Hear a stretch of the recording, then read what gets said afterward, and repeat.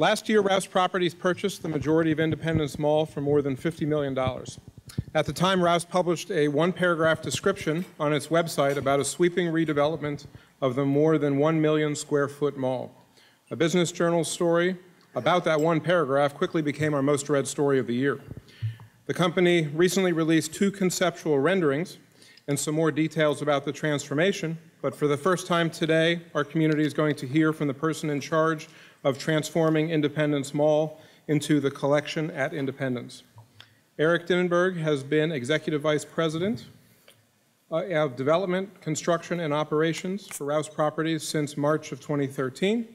Eric joined Rouse from Vornado Realty Trust, where he managed a portfolio of development and redevelopment projects, including repositioning the 1 million square foot Bergen Mall into the outlets at Bergen Town Center. Throughout his career, Eric has worked in a range of projects, including strip centers, enclosed malls, urban retail parcels, multifamily dwellings, office properties, and renewable energy sites. An active member of both the International Council of Shopping Centers and the Urban Land Institute, Eric holds a Bachelor of Arts degree from George Washington University and a Master in Real Estate Finance degree from New York University. Eric will be interviewed on stage today by CeCe Nunn, the Business Journal's assistant editor and real estate reporter. Please join me in welcoming Eric and CeCe.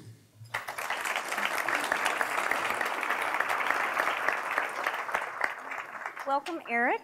Thank you. Before we jump into the plans for the mall, can you tell us a little bit more about you and how you got involved in these types of redevelopment projects? Sure, thanks, CeCe. And if I can just, for 1 second, we have properties all over this country and projects all over this country, and I meet a lot of people, politicians, business owners, community members all over this country. To hear Kurt and Sean speak, to hear Rob speak so passionately about Wilmington, our great general manager at Independence Mall, Helen Lewis, how she speaks about the community of Wilmington, I want you to know it's pretty unique to have that level of passion and commitment and care and to speak so wonderfully about the area in which you live. Everybody loves their hometown, but ever since we took ownership here, you talk to somebody from Wilmington, you talk to somebody who's visited Wilmington, you talk to somebody who does business in Wilmington, and there's really a very unique feeling and commitment to this community, and it's why we want to be here and why we want to execute this project so badly. So it's a credit to you, it's a credit to this room. CeCe, I forgot the question. Can you repeat the question? I apologize. I was just asking about you and how you got involved in redevelopment projects. Like Sure. So I started out, I went to, as Rob mentioned, I went to school in Washington, D.C., and I worked for a senator on Capitol Hill. And I thought, boy, I'm going to do all these great things. We're going to change the world, blah, blah, blah. And lo and behold, you get into the grind of politics and you realize, boy, that's not what I wanted to do. I wanted to actually go help people and change things and do things and and make progress. And if there's any politicians here, I apologize, but at least on Capitol Hill in D.C. But one of the interesting things we did was we worked on an urban development initiative, looking at areas in downtown locations mostly, and hey, how could we come in there with some innovative approach and kind of change the area around from a real estate development perspective. That got me interested in real estate development overall. My first job out of school was working for a local small developer in Philadelphia, my hometown. And frankly, it was probably the most important 2 years of my life. The first thing my old boss, who was a gentleman named Sean McCluskey, taught me to do was how to turn the water off on a pipe. I'm embarrassed to say, I never knew how to turn the water off in my house. But he taught me, look, if you know how to do that, then you can learn how a building works, you can do it yourself, but you have to start with the bones of a building. And it's what I tell our young associates now, property management, leasing, figure out the bones of the business before you get into some of the other stuff. And that's really important, and it served me well. Look, I love building things. I don't think there's anything quite like seeing something that you've worked hard on, that you've worked in collaboration on, that means something to a community. That change is something that was old and outdated before. And that's what really drove me. Certainly the opportunity at Vornado helped me expand upon that desire. Large projects had exposure to at a relatively young age. It was during some of the recession years, but because of Vornado's position, it allowed us to keep moving forward, keep innovating. But really, the opportunity to go to Rouse, the best decision I ever made. It was the opportunity to think differently, to think more boldly, to not be afraid to fail. There's things we do at Rouse that don't work. But the great thing about Rouse, and hopefully you'll find this with us, is that we're not afraid to take a chance. We're not afraid to try something new. And a lot of what we do has risk. And different things work in different communities. And as much as we like to say we get that community, we want to learn about that community, we're taking a chance. But I think that's what I love about Rouse. That's what I love about real estate development. It's what I love about our projects. And it's why we're so excited about Independence. When you guys were looking at Independence as a possible investment, what drew you to the mall here? This room, and what I mean by that is what I was saying at the beginning is the community. It's odd how we're in primarily the retail business. It's odd how many people who work for retailers or work in that general business have a connection to Wilmington. You actually don't need to explain Wilmington at all. And we have a lot of markets around the country where kind of the first few months in terms of introducing the project to retailers, it's explaining the community. We didn't have to do that at all. You have people who grew up here, who visit here, who know somebody who grew up there who loved it, and everybody's got a story about Wilmington. So that's number one. The mall business, and I know I'm sure we'll talk about this in a little while. The mall business is changing. What's not changing about the mall business is the land it sits on. Malls typically sit on 50, 60, 70, 100 acres. They typically sit at a good corner. They typically have good access from major thoroughfares. And they typically sit in areas that are good, strong, thriving communities. And that's what we love about Independence. All the fundamentals that we're looking for in terms of a great property, but more importantly, a market, a community that will engage with it, that wants to see it thrive, that I think is not afraid to think differently about things. I think ultimately that's what attracted us here. So what can you tell us about your plans for Independence, or it would be called the Collection at Independence? Right? Sure, and it's an important distinction only because, meaning the mall versus the Collection at Independence, just because, we're in a new time, and it's changed rapidly, and it's changing even more rapidly. But I think, no offense to the word mall, but the word mall has a connotation now that people have an image of kind of the four walls and the roof and the four department stores, and it's an image that really isn't reality anymore. We want these projects, these properties, to be what we call multidimensional experiences. It's way too easy to sit on your couch and pull out your iPhone and do your shopping there. It's way too easy to pull into a Walmart and do your shopping there. We are in the hospitality business now. We are in the making you have a wonderful Saturday afternoon experience business. And that's what we focus on. And we could talk about a couple projects of ours in the past where that's exactly what we've done. We want to compete. I think there are some people who say, the e-commerce is taken over and we just got to, and that's the way of the future. I think we view at it as let's compete. Let's figure out how we attract people to our properties. Convenience, accessibility, enjoyment, relevant tenants, relevant uses. These are the things that we want to do here at Independence. And for us, some people will say, you're taking the inline mall, you're turning it outside. And I get that a lot, not specific to Independence, but in projects around the country where we're doing that, we want to give you options. We want you to be able to experience the shopping center, the Collection Independence, however you want to experience that. Maybe that's inside the mall. Maybe that's sitting outside and reading a book and not doing any shopping. Maybe it's living there. Maybe it's working out there. Maybe it's doing your grocery shopping there. We want to give you the ability to spend 3, 4, 5 hours, 15 minutes, 24 hours. Whatever it is, we want to be your destination for that. And I think our plans reflect that. Accessibility, convenience, enjoyment. We want these to be destinations. And we don't want to limit the options available to people. Okay. Can you talk a little more specifically about some of those plans to reach those goals that you mentioned for that experience? Sure. I think as the rendering shows, we want to create immediate accessibility for folks into the shopping experience. We also maintain immediate accessibility into the inline enclosed mall as well, but we think it's important to give people the chance, if they so choose, to get in, get out, get back in their car, and leave if they want.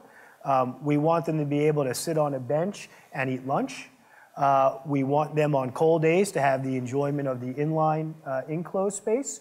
We want to create a walkable path, so if you want to take a walk or a jog around or walk the dog, you can do that. So we've been focused on things with our team and our consultants, such as pedestrian walkable zones, common areas, furniture and amenities, creating synergy with other uses, such as residential that we talked about in the press release, and other things. We want, you know, in this era of, particularly in the post-recession era, particularly as people moved into more urban areas, in this world of social media, people wanted to engage with each other differently. They wanted to be able to walk to their favorite restaurant, or walk to the grocery store, or walk to the beauty shop, whatever it is. And look, in a typical mall environment, you can't do that. By bringing a residential use, for example, to this site, creating an inviting, walkable environment, a safe environment, a clean environment, landscaping, you can do that. There's no reason that experience needs to be reserved for large, dense cities. We can create that experience right here. And we're doing it in other areas of the country as well. These are relevant uses, and frankly, if we want to attract a younger millennial workforce, if we want to allow folks the chance who may be empty nesters now, who want to live in a more dynamic social setting, these are the kinds of environments we need to make. And you found success with other projects, adding some of these components? We have. We are under construction right now on a project in Burlington, Vermont. Burlington, it's interesting, has a lot of similar qualities as Wilmington. It's a lot colder, not quite as close to the beach, but it's got a lot of similar qualities. It has a thriving university community, the University of Vermont. It has Lake Champlain, so you have this seasonal tourism there in the summer, and of course skiing in the winter. And then you have this growing entrepreneurial community there that's really growing out of that university community as well. There was an old, outdated mall in the center of downtown Burlington, Vermont, right next to this beautiful pedestrian-only retail corridor called Church Street. And we saw this and we immediately said, boy, this is just odd. This is not taking advantage of what really should be there. So we're tearing down half of the old mall. We're building street front retail. We are going to be the new home of the University of Vermont Medical Center. We are adding about 300 residential units, again, creating a fully integrated experience. Out west, we have recently finished phase 1 of a project in Newark, California, which is on the northern end of Silicon Valley. So again, a lot of big tech presence, big entrepreneurial presence there, very high housing costs. There, we've recently opened up a new movie theater, a new restaurant pavilion, a fitness center, other entertainment uses, and our next phase is we're going to be building 1,500 residential units right at the mall, right at the shopping center. And it will literally be a city within a city. You will be able to do whatever you want right there, any time of day you want to do it, and you never have to leave if you don't want. And you can, again, experience it whichever way you'd like. In Carlsbad, California, we've recently completed phase 1 of a project where we took an unclosed mall, turned it inside out, renovated the interior, added Dave & Buster's, we have Regal, we've added fitness, 24-hour fitness, we've added Cheesecake Factory, Yard House, Zara, local restaurants, regional restaurants. We are about to add a Topgolf to that area. So these are important improvements that, again, allow a multi-dimensional experience for whoever wants to experience that center. In phase 2, we'll be adding 300 residential units there. So again, creating all of these uses and that synergy right on site in relevant spaces where people want to live, work out, go shopping, have dinner. We think that's what the future is. We think that's, if you're interested in saying, how do I orient this project for the next 20, 25 years, we think that's how you do it. Well, we can see if we have any questions that the audience has texted. Again, if you have any questions, please text them in. First one's from Diane at 23.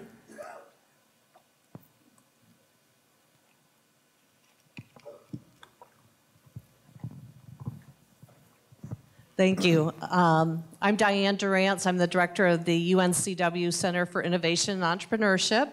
And my question for you is, what role does green technologies play in your redevelopment in terms of solar, green roof, LEED construction, and so forth? And as a kind of added question to that, how is your organization structured in terms of bringing in businesses that are local to do some of this construction work? Sure.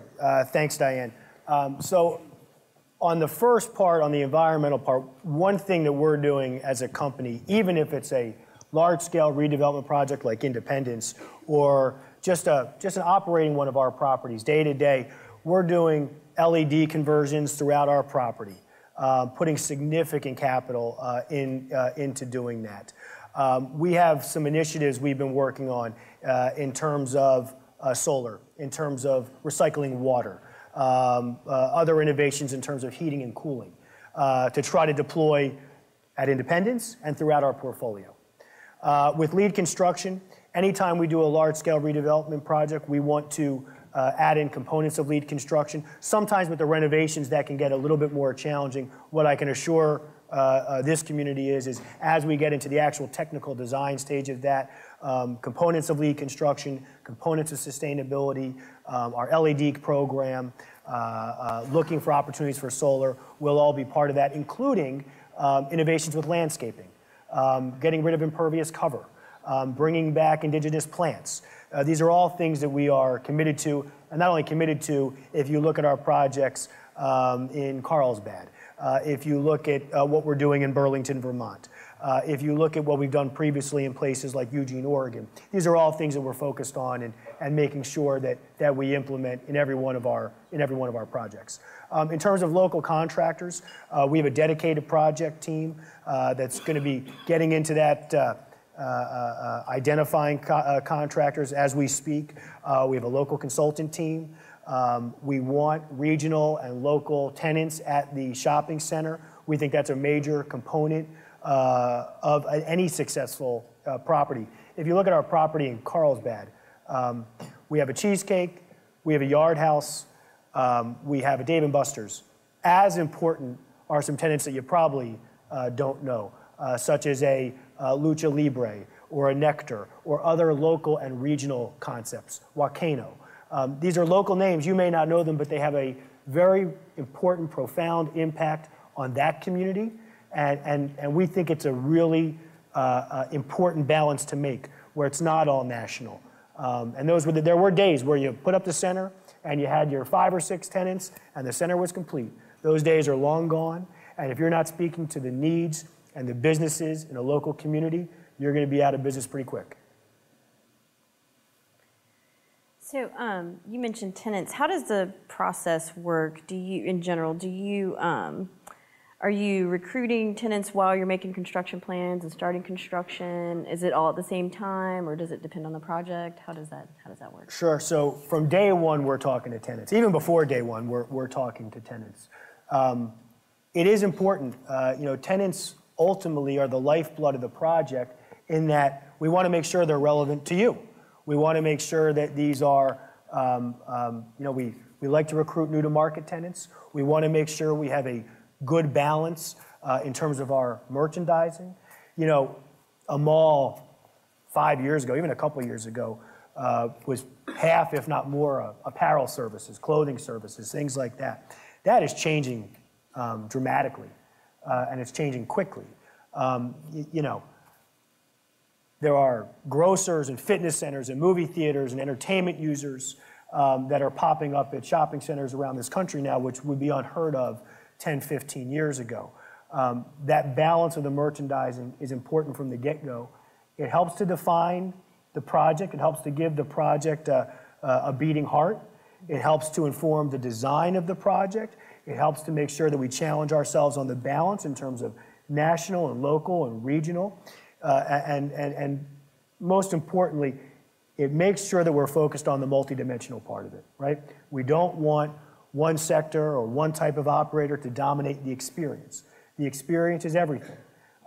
We don't want to cannibalize our tenants. We want them to feel that they have a good opportunity at the center to be successful. So from day one, recruiting our tenants, working with local brokers here in Wilmington is mightily important to us. Okay. Do we have another audience question? Next question is table 24, Cedric. Hey, how's it going? Cedric Harrison, founder of Support the Port Foundation, a local nonprofit. Part of our mission is to make sure that we're fostering a nonviolent environment here in Wilmington. And so with the mall, I know about, I want to say a couple months ago, may have been the end of last year, was a murder. And there have been a couple other incidents, and I heard you talk about making it a safer environment. So could you please elaborate a little bit more on some of the plans that you guys have to make this space safe? Sure. First and foremost, it starts with our people. I mentioned Helen Lewis earlier, our general manager at the site. There is nobody who takes more pride in independence in Wilmington than Helen, and making sure that we have a safe, hospitable environment at Independence. So it really starts with having a wonderful team on site, which we do.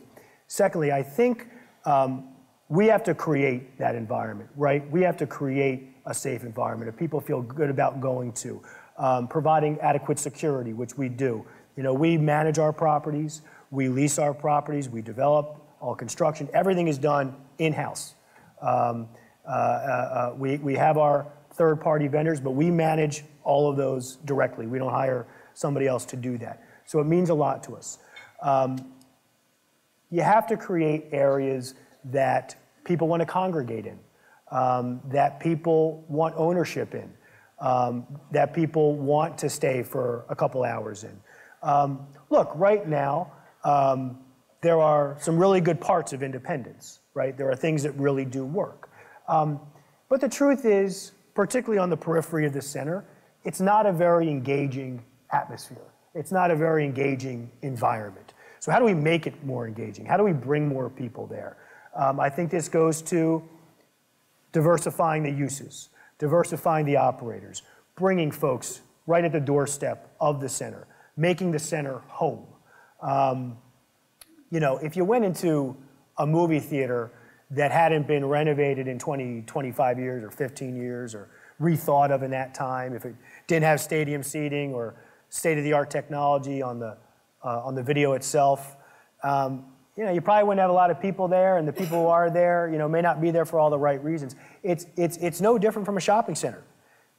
You want to create an environment that people feel, that want to come to. The more people we have there, the more people that want to spend time there, not just come there, but spend time there, the safer environment we're going to have, the diversity of uses, the diversity of people. We want to expand our customer base. We don't want to consolidate it. If you're in the business of catering to a certain demographic or a certain income level, In this retail world, you're going to be out of business, and you're going to create a barren environment. We think that's where important initiatives like that, like keeping people safe, that's how you get there. I'm going to do another audience question. Okay. Next question's table 30. Lori? Eric, I'm Lori Plant. I'm with CCI Consulting, also from Philadelphia, and Go Eagles. go Eagles. And I know the work that Rouse has done in the Philadelphia market. Can you comment on how the collection will complement what exists at Mayfair? Good question. Not just because you're from Philadelphia, but it was a good question.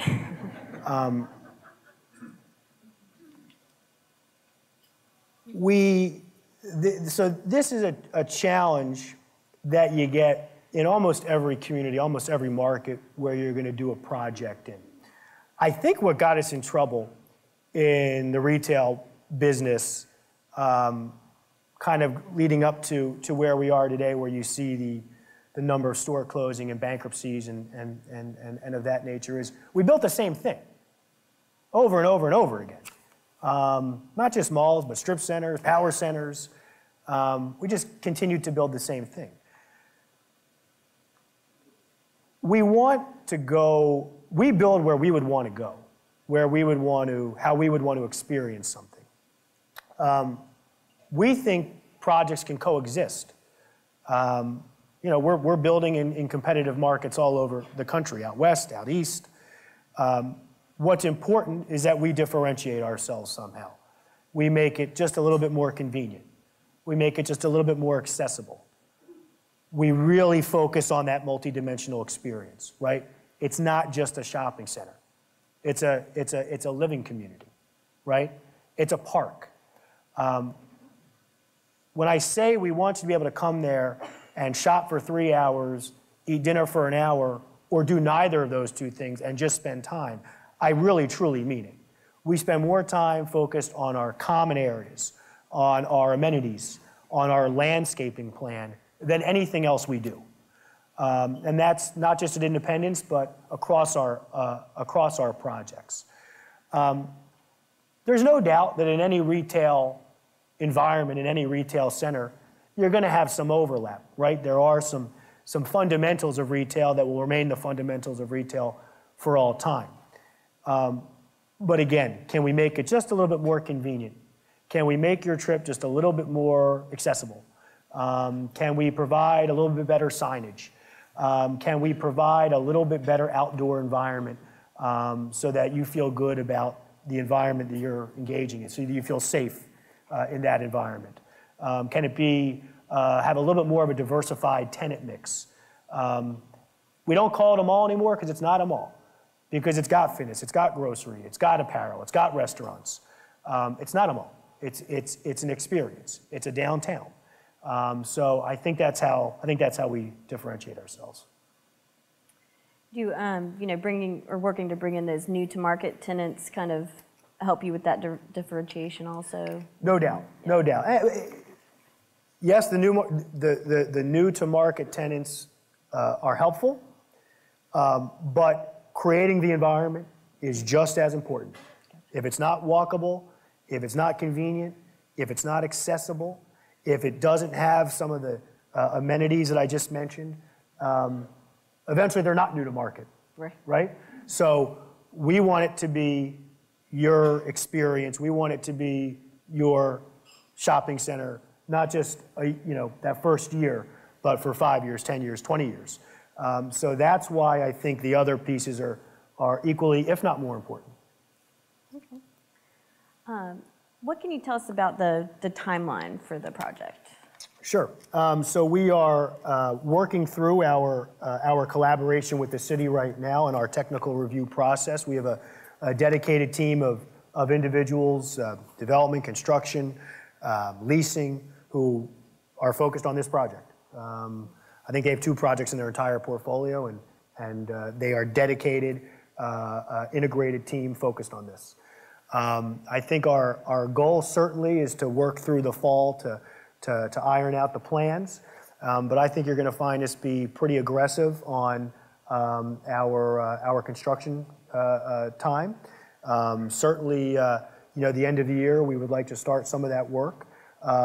We have tenants at the mall who, we want to be sensitive to that. There are some who will stay. There are some who may want to go. There are some who may need to be relocated. And we want to make sure that we do right by them as well. All those conversations with our leasing team are underway as we speak. But man, we are flying on our plans. We're already working with the city. We're already interviewing and getting to know the general contractors. So I think we'll have some announcements pretty soon on leasing and who some new tenants may be. So I think you're going to see things move pretty quickly. Do we have some more audience questions? Next question's Terry, table 5. Hi, my name is Terry Espy with Momentum Companies. We're commercial brokerage and development. I'm hopeful that we're going to see a little office space over there as well. I focus a lot downtown, and the demand for tech companies in an urban environment where they can go grab lunch and not have to get in the car and drive is huge.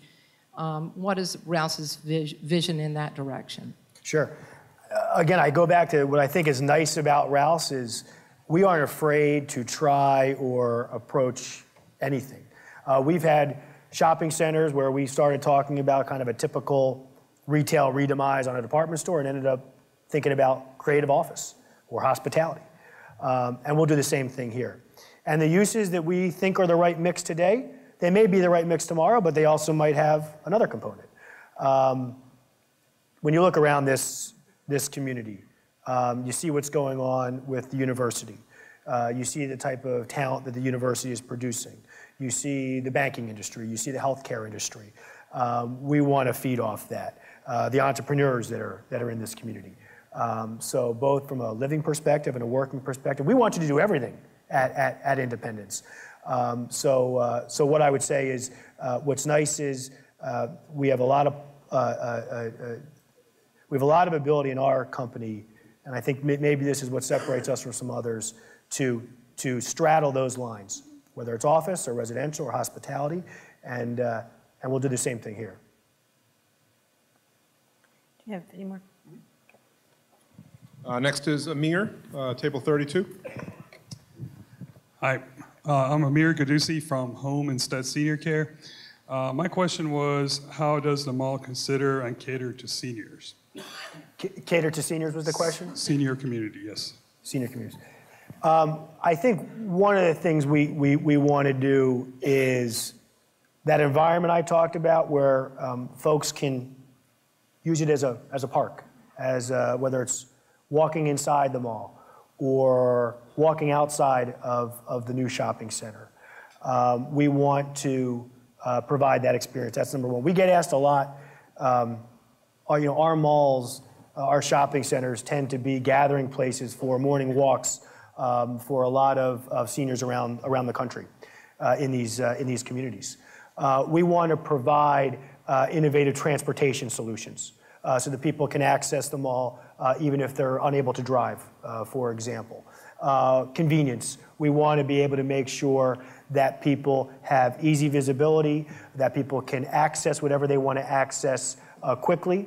There are some uses that we are speaking to that deal directly with seniors and provide services directly for seniors. So I think between the actual bones of the shopping experience itself, but also in some of the uses and operators we're going to have there, I think you're going to find a significant commitment to making sure that we're serving that population, and at the same time looking at different innovations, whether it's in transportation, like I mentioned, or other things. So those are some of the things that we're thinking about, and as some of those operators become more public, I think you'll be pleased. Do we have another question? Tony, table 14. Eric, my name is Tony Stroud. I want to go back to the timeline for a second. Will there be a time when the site is completely closed? And even though you mentioned talking about later this year, starting your timeline, what would be an expectation for how long it'll take? And last but not least, no shout out to Villanova? You have to understand, for most of my life, sports in Philadelphia was a graveyard. So like, this is new to me. So, I mean, I still have trouble believing the Eagles actually won the Super Bowl. The fact that Villanova's won 2 national championships in 3 years, I know one of them beating North Carolina, I'm actually still coming to grasp with this, so excuse me if I forget this. I'm living in the clouds a little bit here. To answer your question, the mall will remain open. It will never completely close. And we have done that on multiple occasions. So this isn't something we're trying and see if it works. We did significant redevelopments in Newark, California, in Carlsbad, California, in Eugene, Oregon, in Burlington, Vermont right now, in Mobile, Alabama, all over the country, and the shopping centers remained open. Obviously, there will be areas that will be inaccessible, but the shopping center itself will be open for the community to use. In terms of the timeline, I went on my Villanova rant. Would you mind repeating the question on the timeline? I apologize. Sure. I think for a project like this, in terms of, and let me stress, there's probably a couple phases to this project, and that'll become clear as some of the plans further develop and some of the different uses further develop. But I think for what I'll call maybe the part that you're seeing up there, that's probably in the 12-month range. I think that would be a good estimate on the timeline it would take. I think certainly some of the other components, some of the other phases will take a bit longer. Our goal sitting here today, and I don't like, putting dates out there that there's still a lot that has to be developed. But, I think it's reasonable to believe that come 2021, we have a fully phased operating project, and there may be just some bits of that. There will certainly be parts of that will be open sooner.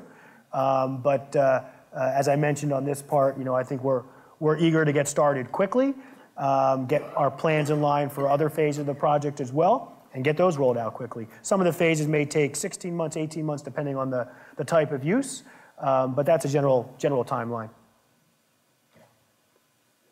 Okay. You have any more audience questions? Or? Table 15, Gretchen. Hi, Gretchen Rivas here. I'm the owner of Infinity Acupuncture and Relaxed Massage Therapy, and we're about a quarter-mile north of this project, so we're excited to see that it's coming. You've mentioned the residential, but you haven't talked much about it. Where is it going to be in this project? Is it going to be a high-rise that's added on the end? It doesn't show in this picture, and I'd like you to talk a little bit more about how you're going to fit residential into this. Sure. Part of that is because it's still a work in progress. Layouts are changing. We tweak the areas that we think are most appropriate. And part of that is getting feedback from potential operators, other uses, things of that nature. I can assure you we have plenty of room on this site. It's the great thing about malls, as I said. We want to create very high quality product here. It will be rental product. We have done stuff, or in the process of doing stuff ourselves. We've spoken to potential partners before. So I think a lot of that is being worked out as we speak. In some ways, it was very important for us to nail down, I don't like to use the word traditional because it's not a traditional center, but the retail component first. We think in many ways you have to build off of that becomes the beating heart for creating an attractive environment that people are in fact going to want to live in. I don't think we think this is, anything like, 7, 8 stories or anything like that, but we do think there's good demand for that. We think we can deliver a beautiful product. We think we can attract, a younger workforce, millennials who may be moving out to a suburban area for the first time, folks who maybe want to downsize, who don't want the yard and the mortgage anymore, empty nesters. We think this is going to be an extremely engaged, dense environment, and we're excited about it. You spoke a little bit about Rouse's flexibility, and I'm sure you look ahead at what you think the trends are going to be, a decade from now and 2 decades. Do you feel like Rouse has the ability to sort of pivot from that if something new comes up, and that tends to be, Yeah, absolutely. Like I said, 10, 15 years ago, you would have never heard of a grocer at a shopping center. We have a grocer opening up soon in a project we have in Redding, California. A fitness center. You never heard of a fitness center in a shopping center, and we have fitness centers in Newark, California, in Carlsbad, California, and other locations around the country. We have to respond to you, ultimately. We have to create the, part of going to a gym is you want it to be convenient. You want it to be easy. You want it to be accessible. So we have to respond to that. Movie theaters. It was pretty rare to find a movie theater at a shopping center or at a mall for many years. Now they're all over, and it's great. It provides wonderful cross-traffic on a Saturday night for our restaurants. It provides a daytime traffic on the weekends, and even during the week that wasn't there before. We're doing, you asked about office space earlier. People are doing office space, medical office space, hospitality. These are all trends that we are not only talking about, but we're doing it. We're doing it at other projects. We want to do it here. And just like that, as trends continue to evolve, one thing that online is always changing, right? The internet is always changing. How people want to experience that is always changing. People's desires are always changing. People used to shop outdoors all the time on Main Street and in that area. Then they went to the great suburban mall, and now we're going back again to kind of Main Street and open air. So we have to be nimble. We have to be willing to change. You got to be willing to change. I think there are some people who aren't willing to change, including some retailers. And the ones who aren't willing to change are the ones who are going to ultimately struggle. Okay. Next question's Jonathan, table 45.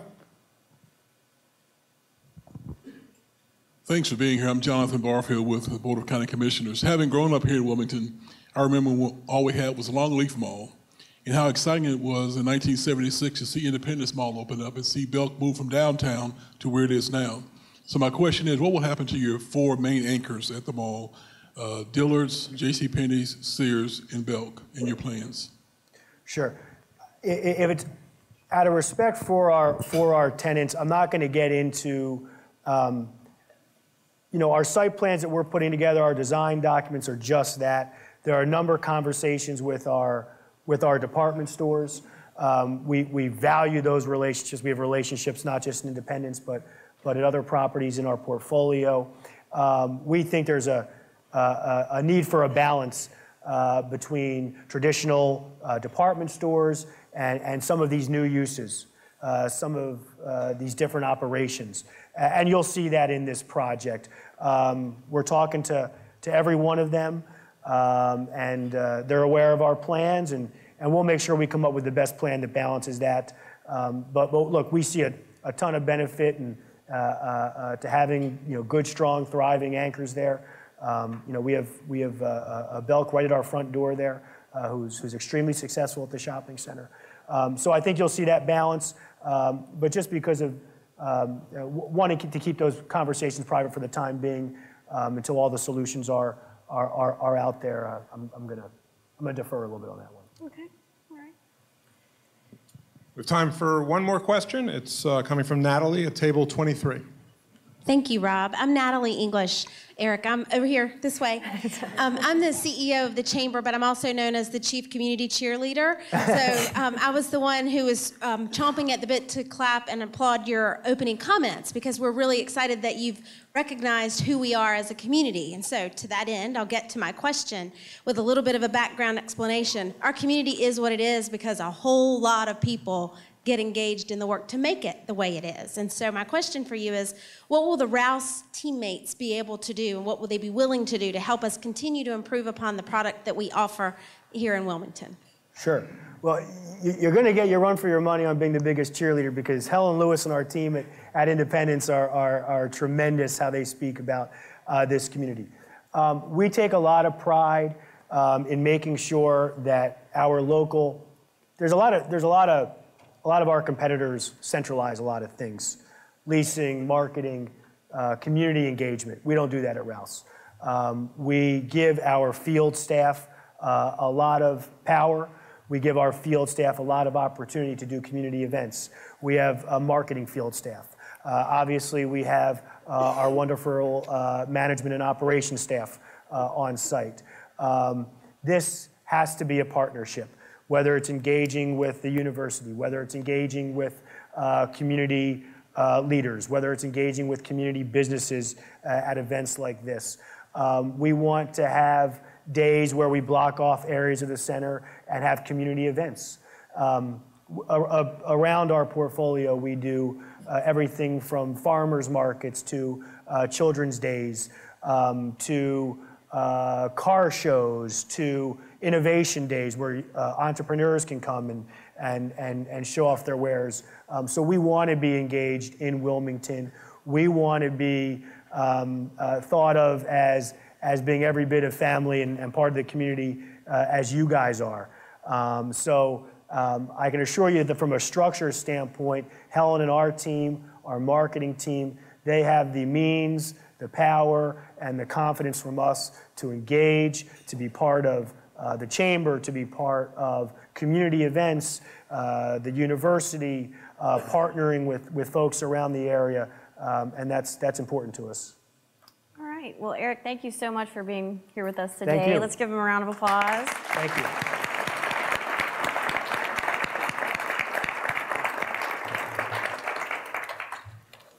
Thank you. So, Eric, we don't want to go back to the cold north without having a taste of Wilmington. So we went on a little shopping spree for you. So your gift basket includes a snack from Goodness Gracie, Tropical Lightning IPA from Wilmington Brewing Company, coffee and a freaker from Biddy and Bose, pickled okra from Temptations, gourmet toffee from Carolina Candy Company, Cape Fear rum cake, and most importantly, copies of our most recent publications. So thank you again. It's not going to make it back to the airplane. I'm going to, thank you. Thank you so much.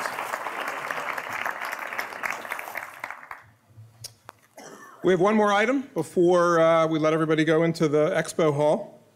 About a year ago, our team started talking about the idea of launching a business magazine worthy of our dynamic, fast-growing community. We thought our region deserved a business magazine with in-depth coverage, high-end design, and striking photography, and I'm happy to announce today the birth of Wilmington Biz Magazine. This moment was supposed to be a big reveal of the magazine covers, but some copies got into the mail early, so some of you may have already seen the first issue. However, when we show you the covers, please act surprised, because we've been planning this for a year. Before we reveal the covers, though, I'd like to recognize everyone in the Business Journal team who created this publication. If you work at the Business Journal, if you could please stand to be recognized.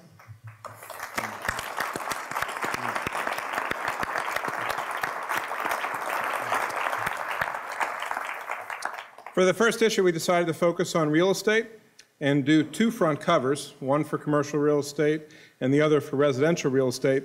So half the magazine's devoted to each topic. And now, if we had a drum, we'd have a drum roll, but if we could reveal the covers. Thanks.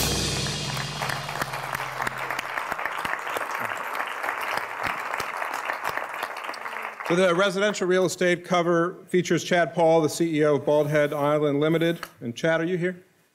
Thank you. I saw you on the list. So Chad's been, there's a story inside the magazine about significant changes that Chad's been leading at Bald Head. And by the way, I understand Chad is available now for other modeling gigs, but his day rate just went up significantly. The commercial real estate cover features a rendering of one of the new buildings under construction now on the Live Oak Bank campus, and it goes with a story that Cece wrote about new developments that are transforming our region. Please make sure you pick up your complimentary copy of the magazine inside the expo hall, which is now officially open. Seminars start at 1:45 and after hours begins at 4:30. Please enjoy your day at the Wilmington Biz Conference and Expo, and thank you for being here.